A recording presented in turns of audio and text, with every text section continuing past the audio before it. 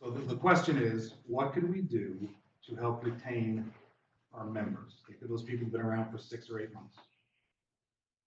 Anybody? People understand resources, Okay, and by resources, you mean what? the online options that are available, walking them through pathways, make sure they have, we have like an orientation packet that is both digital and printable, that they can have that has resources they can fund for themselves. Okay, okay. Don? Just a couple of ideas. I'm not familiar with Sticky Church, but I've looked at church growth stuff and I see a lot of similarities. Sure. One of the things I remember from some of the research with that is that a new member at a church is more likely to stick around if they form at least 3 connections. We're talking about personal connections within the church. You know, and I mean, it's about connection. And if we just buzz in and do our meetings and then buzz out, people don't have the opportunity to form a connection. The other thing is, and this has as much to do with college as it does church. Where does it fall in your identity? People who go to a residential college are more likely to persist to graduation simply because if you say, "Who are you?" Well, I'm a son. I work here. Right. And about 2nd or 3rd on that list will be, and I'm a student at UT. Okay. Okay. Whereas a non-residential college, very often their identity along those lines will fall down to 6th or 7th. Okay. So how can we foster that sense of identity? I think we could make better use of Toastmaster coffee cups and shirts and, you know, just the things where you can say to the world, I'm a Toastmaster. Yes. And that would help that sense of identity. Okay, so maybe we splurge for mugs or pins or something that we give to the new members. It's a coffee cup with some stuff in it and say, hey, this is you. And now they've got a little piece of Toastmasters to bring with them. Or it could be like a 6-month anniversary swag. If you want to focus on those people that have been 6 months, it's like something to keep them there. I like that. You earned this. Or just whatever behavior it is that we want to do. Yeah, great idea. Somebody should take that down. Yeah, write that down. That's you, wait. You're our scribe. We need 2 note takers, that way when they think of ideas. That's right, that's right. Hang on 1 second. Yes, ma'am. I was just going to add to that too. I think that when people come into a club for the first time and they feel welcomed, they feel like they are there's a space for them. When they feel that from everyone there, there's a very residual effect. And second to that is that they feel valued, that they feel that somehow they could be affirmed in what they bring, but also what they want to learn there. Which brings me to this third part, which where they feel supported by the club itself, how the club can help them achieve the goals they have. It's basically the what's in it for me Yes. part. Yes. So really being welcomed, being valued, and then being supported. And I think more than anything, when we meet people and it's really all of those 3 things, even in a microcosm of a conversation, we can take that and apply it to our club and help retain people. Because we all need those things, the human connection. Correct. Now, speaking of connection, Ellen Kimball, who's speaking now, does a great job of connecting with members and visitors on a regular basis. Yes? Yes. You would agree with that? Yes. Can you tell us how you do it?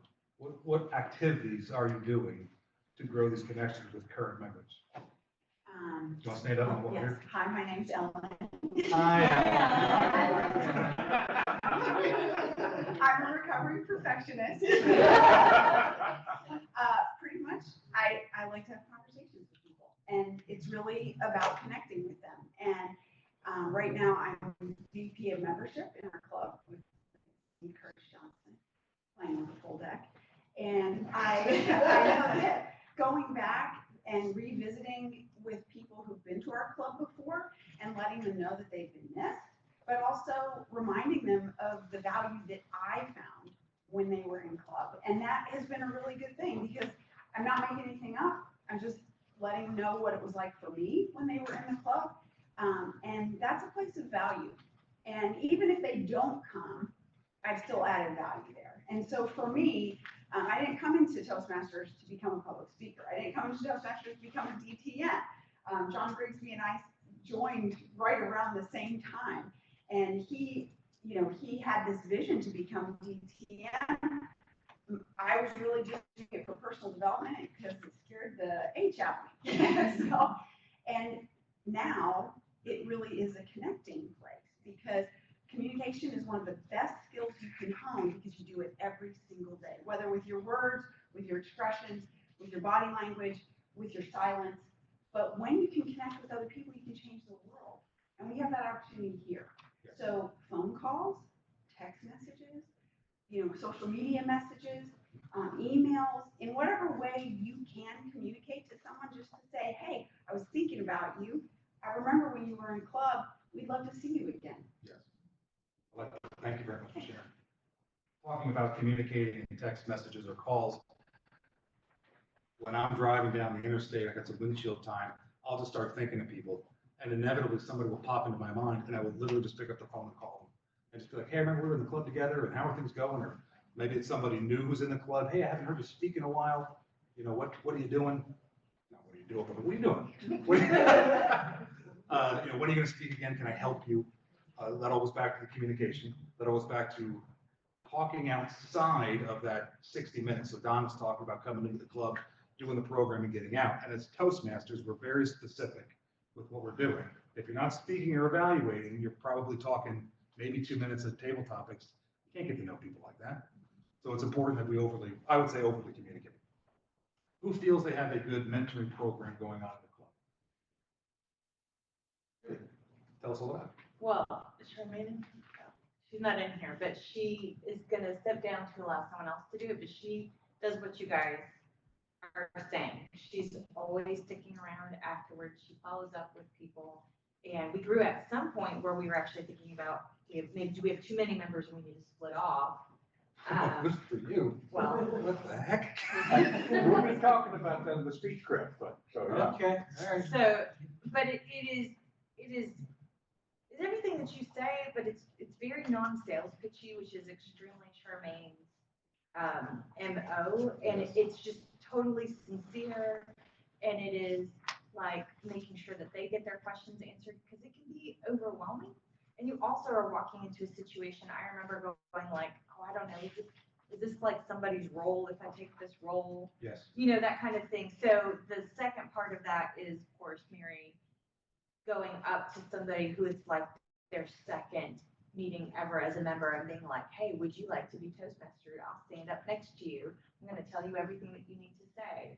And so that is those two prongs together, like getting people welcomed and that kind of thing that Charmaine has, very soft, and then that more direct of like someone asking you to take a role on, and then standing next to you so that you don't feel like you're going to forget anything. Now, Tanya mentioned that, Okay. Mary standing up. Is that Yeah. literally what she does? Yeah, legit.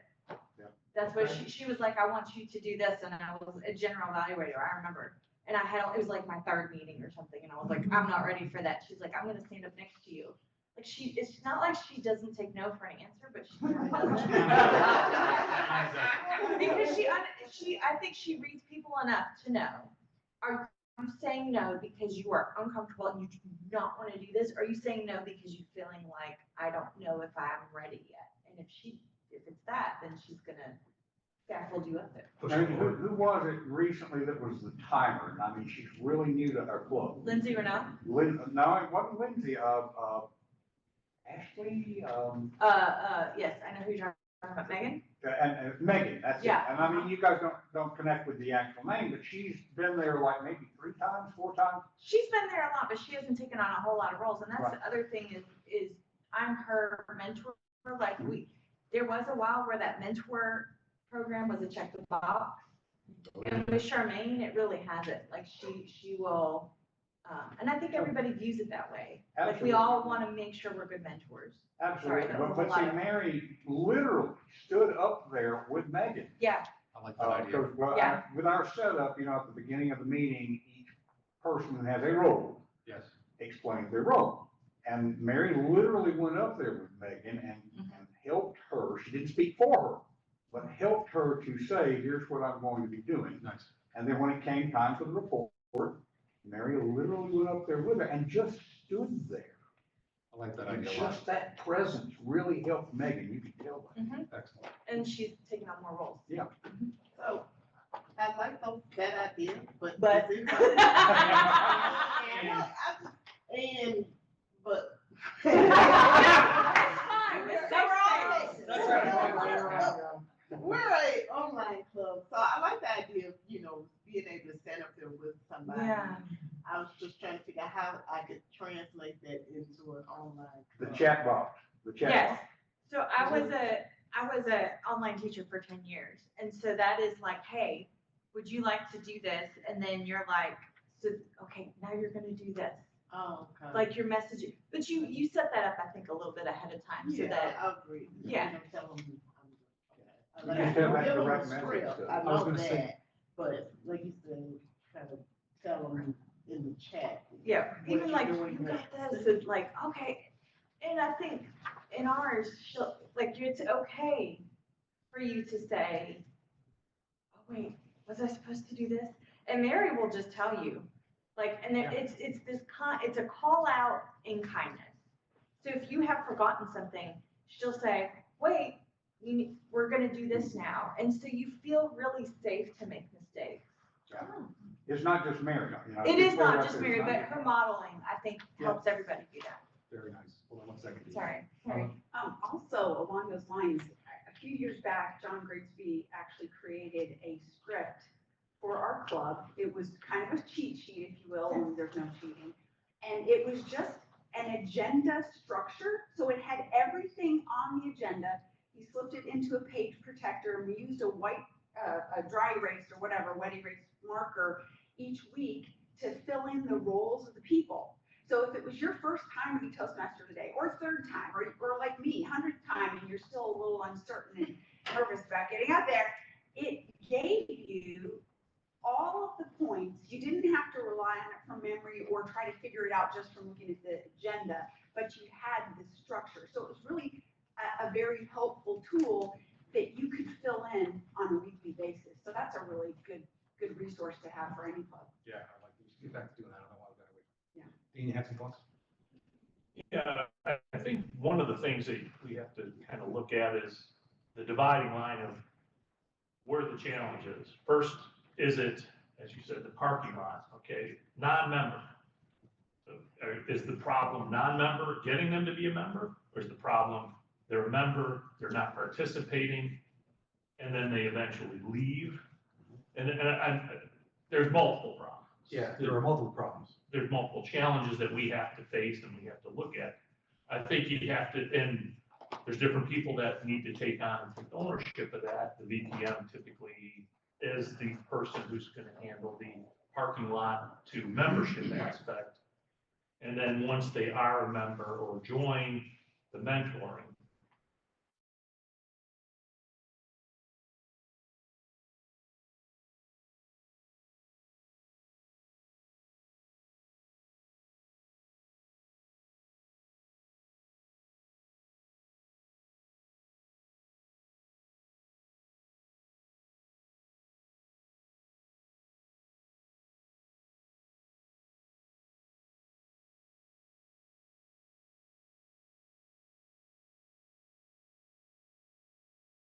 Depending on the club. Some of you sign up on the agenda online, some of you do it in a book, on a piece of paper, whatever. But you have to feel, they have to feel comfortable. So somebody has to make sure that that person is, now that should be a mentor, whether that's one person or each person. Because we can all use the mentor. I think Yeah, I think too often we don't. I think mentoring and coaching is wildly important in all aspects of life. So I don't want to interrupt you. Yeah, no, I was gonna say that's a group thing. We had before where, and Kristen had done it, was at the time when we had started to, as the VPE of our Franklin Club, we started to, everybody had to be assigned a mentor at that point. The value of that is that you know who you're working with. And now it's up to you to make sure that there's an outreach there. Hey, did you get signed in? I don't see that you've done anything. You're not on the agenda. Do you need me to help you to sign up to to maybe give a speech, your icebreaker. The number one thing is get them in and get the icebreaker. Yes. Because people talk about fears and things that you have fear of. When people feel that they're afraid of something, afraid of spiders. If you grow up being afraid of spiders, you're afraid of spiders, and it isn't going to get better as you get older. So the same thing, if this person's challenged with speaking, they need to feel comfortable, and you need to get them up there right away. You can remember at the West Knoxville Club, there was somebody there, and I can't remember his name, I wouldn't want to this. But they got up and they started to stumble, started to sweat profusely. When you talk about life-changing event and a life-changing organization, Toastmasters can be that for somebody, because most of us don't have fears to that level. But if you do, this could change your life dramatically. But we need to make sure that we convey the message of what this is doing for them, talking about the first part, parking lot to being a member. They need to understand that, then understand their why. Everybody's different for why they're there, what they want to get out of it. So help them, that mentor has to be able to help them get to that next point, wherever that is. I would agree. I would agree. We can take the member interest survey. If you haven't seen it or heard about it, you can just Google it. And it is something that we can give to every member, and it's a check the box. What do you want to work on? Public speaking, very interested, not interested, interested a little. And it's 20-25 questions. It's the why are you here? What are you getting out of this? And so that member interest survey goes to the mentor that we've assigned to him. What I want to draw attention to is not the parking lot to the member. I want to focus on the member to be the president of the club. Reason why is pre-pandemic, we had 90 some odd clubs in our district, and now we're at like 60. So I'm all about launching clubs. I'm all about making corporate clubs and all that. But for the purpose of the next 15 minutes, how do we stop people from leaving? For lack of a better term. And I believe it's totally the mentor. I think we need to have a mentor coordinator in every club that is responsible for the mentors who are responsible for people. And that mentor coordinator needs to answer to the president, say, hey, this is what we're doing, this is what I've done. People stay in organizations where they feel wanted and feel loved and feel appreciated. So I think it's the mentors that need to be responsible for that. And if you haven't got a mentoring program, get one. Or talk to Elizabeth or talk to Charmaine. It seems like they're doing it. She's doing a really, really good job. But the what else can we do besides mentoring? We mentioned awards for like gifts at 6 months. I think recognition is important. Very much. Or I was going to mention that recognition in whatever form it is. We need to recognize people for getting their, whether it's their icebreaker, everything that they do, every single level, whether you're giving out a ribbon at the meetings, if it's virtual, we should recognize them online. Now, some clubs are better than other ones at doing that, but I always see when somebody wins the speech contest in the club, or that week, they were the best speaker, publishing that so that they're getting some level of recognition. Yes. And making sure that they feel like, again, I'll go back to the book, which I really appreciate John doing. What's page 2 or 3? Your DTM products. Yes. This should be the map of that. I think that's another big thing. This is in the book that John Frigsby put together for everybody. That was in your bag. And right here is your path to DTM. Yeah. Go ahead. There's so many new members that don't understand any of that. Like, why would you want to have a DTM? Just getting to I understand. think it starts with the member survey, and the DTM may be so far on the horizon. They're like, I can't even speak, let alone speak 65 times to get the DTM. So I think it starts with their why, transfer that to the mentor, make sure the mentor is following up with them. I mean, more of like, we throw words around without forgetting that we have a revolving door of new members. Like, I didn't know what TLI was until I had already been to a TLI, and I was done with the TLI, still didn't know what TLI was, but I wanted it to go. But I'll say this, and Chris has something to share. That's fine. No, you're fine. when jargon is never a good idea. But when we say it, I would always go, I had a habit of going to my mentees after the meeting and instantly say like, what questions? Recording in progress. Can I answer? that? Give a speech somewhere outside. No, that's okay. Does anybody know who Lance Miller is? John, next. Watch my show. No. Distraction, deflation, configuration. Anyway, closing up more? Can I interrupt? It's important. I would go to my team right after the meeting and be like, what can happen with that? What did you not understand? What did you, because if you're like, oh, I'll call them later, you know, maybe you don't connect to the car later, maybe it's a couple of days later, but you go right to them after the meeting, you're like, anything I can answer, did you understand this, you know, who would say free toast hosts, we'd say TLI, DTMs, you know, or ACD, ACL, whatever, you know. So, you know, anyway, Chris. When I first started Toastmasters, we were all meeting in person. There was no Zoom, right? Right. Most of our clubs are now on Zoom. For those clubs that are meeting in person, first time we're gonna, that's like so fun. Yeah. Say that again, please. So is that first time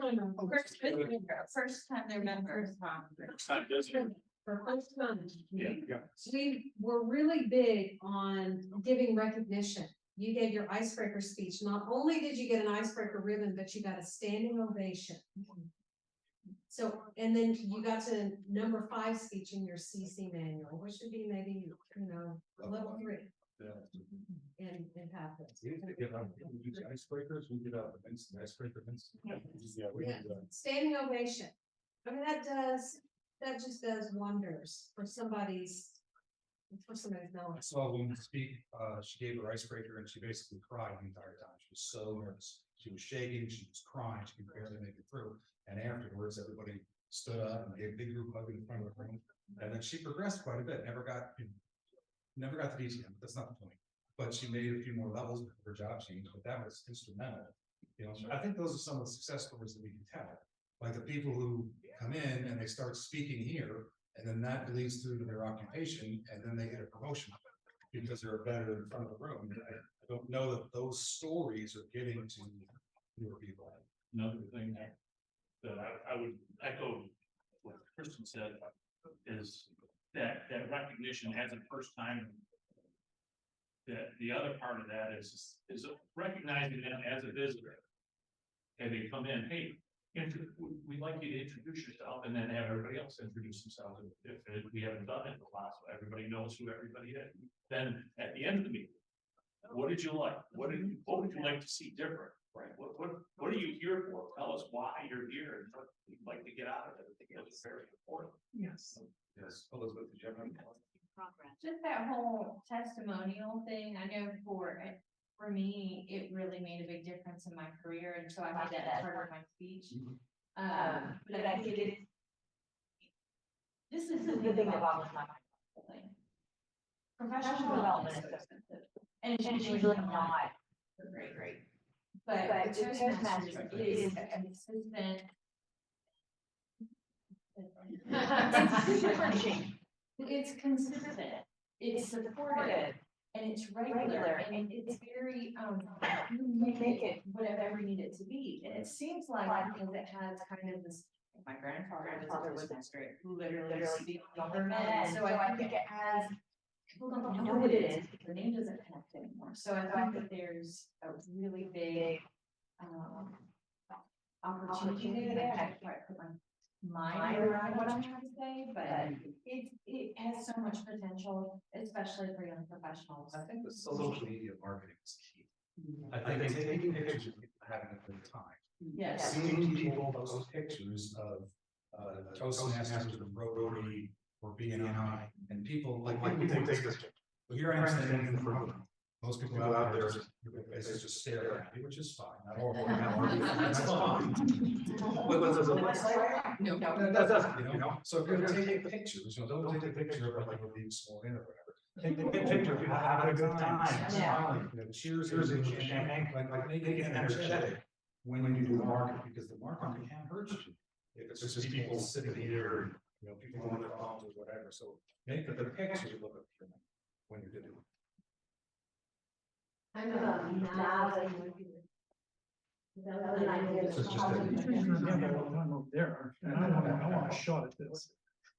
We got I got a shot at this. I really believe strongly, when you get a new member, after if they've joined or they're just thinking about joining, you need to sit and talk to them about and hammer in.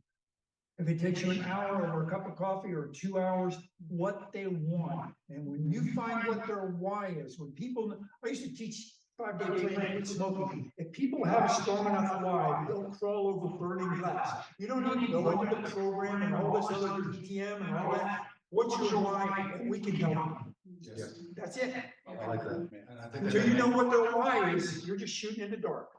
You don't know. You just, that may go back to the member interest survey we were talking about. earlier. yes. Figure out what it is, and instead of saying, why are you here, what's your why, or what would you give them that structured document that shows people how to read it. Yes, ma'am.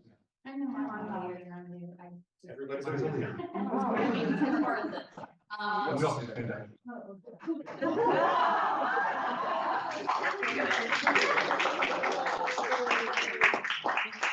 Hear about Toastmasters until a couple months ago, transitioning out of the military. And I think the biggest thing that I think will help with retaining also is it's not branded well.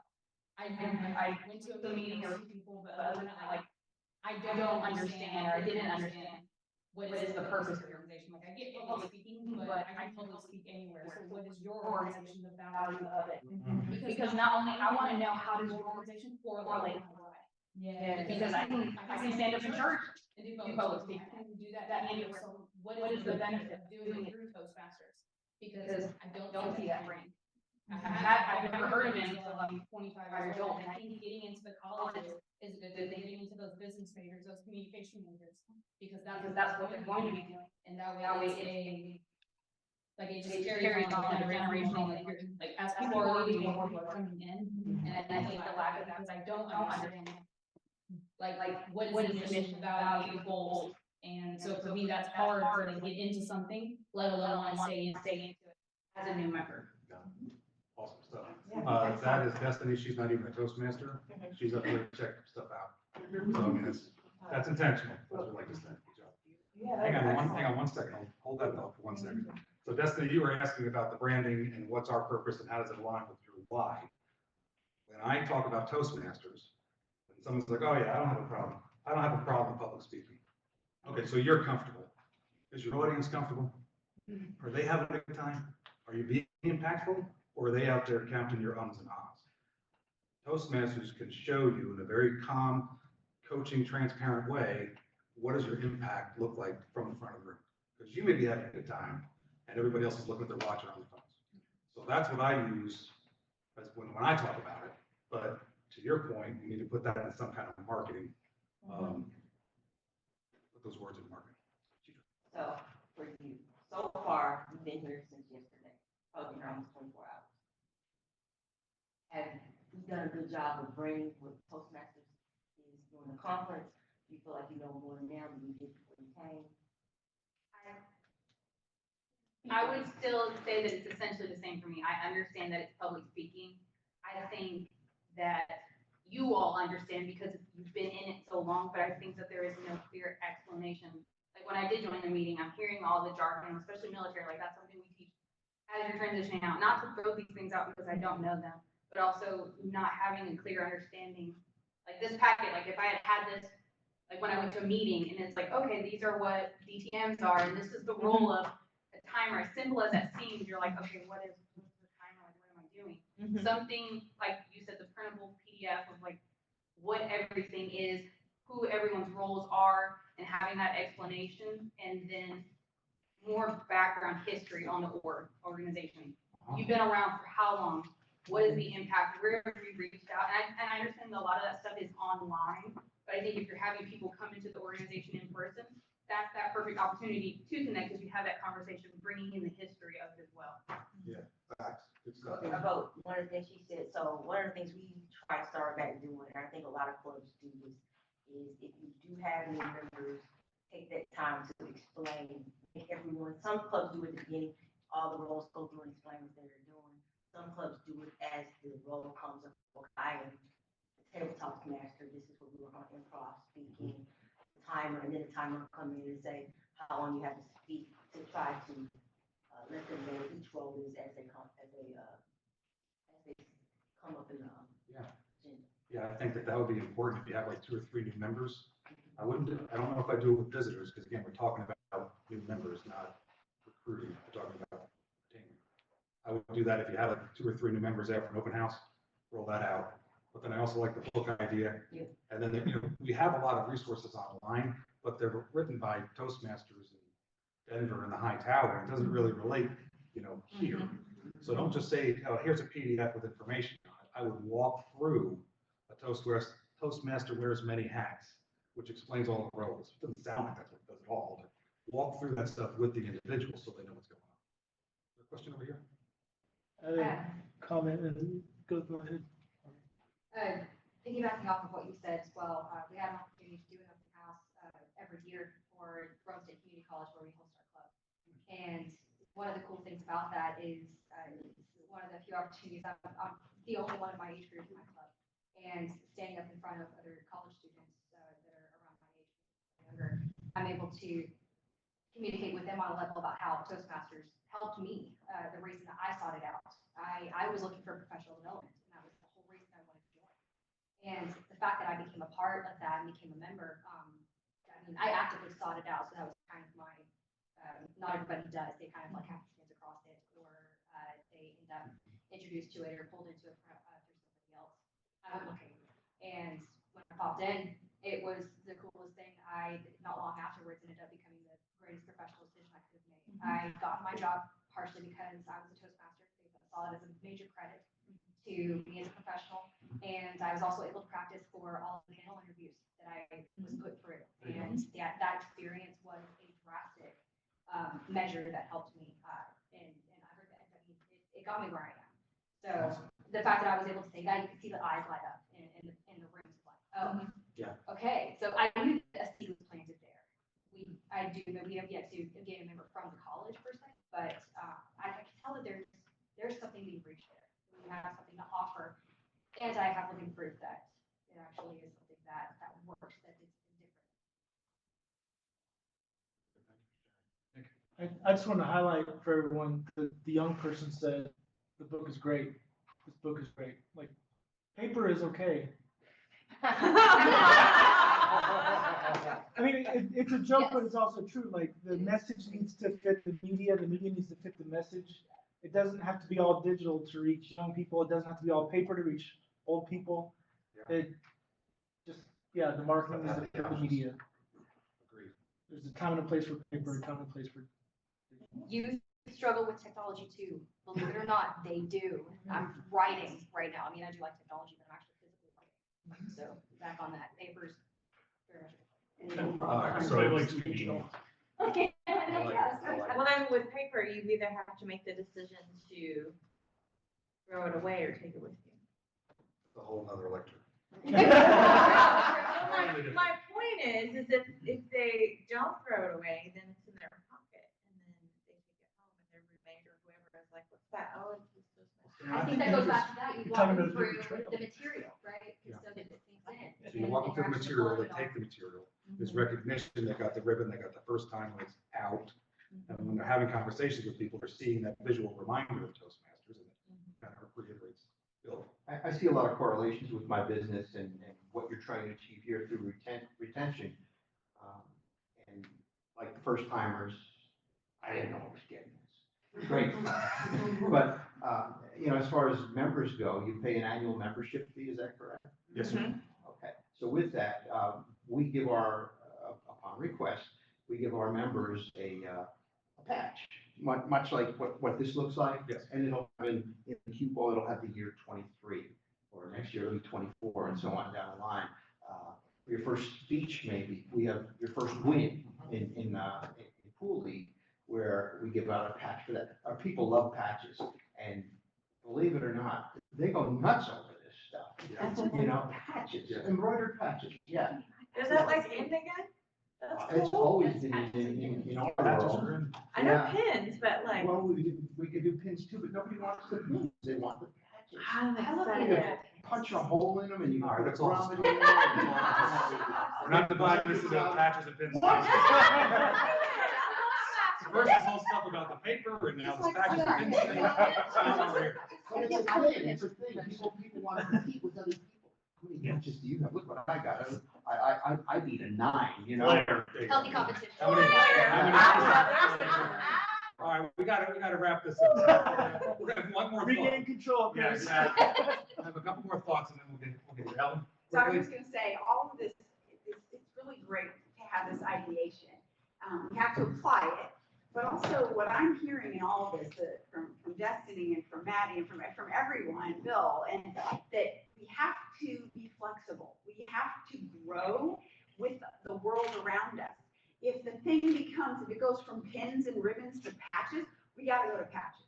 Because if that's meeting people where the retention is, then that's what we have to do. If we have to learn to be better at social media, then we have to do that. Because that is what our world is becoming more and more like. We're having a session today about, well, we're going to Zoom hybrid, but that's a real thing now, because that is the global world we live in. So we have to flex, and blessed are the flexible, for they will not be bent out of shape. What I want you to remember is, we have a good mentoring program in place. We need to do some kind of recognition and communicate. Cool? All right, cool. Thank you very much. Now go execute. Go execute.